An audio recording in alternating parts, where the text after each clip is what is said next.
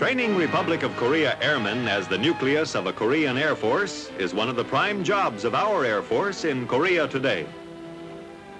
This squadron was activated to help the ROK Air Force build up its air transport system.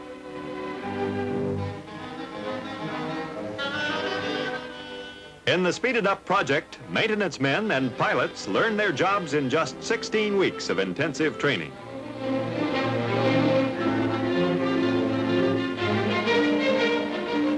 The class of 12 pilots did their transition solo in 6 weeks. During the course, they completed 1,200 takeoffs and landings without accident or incident. Training continues in high gear in Korea today.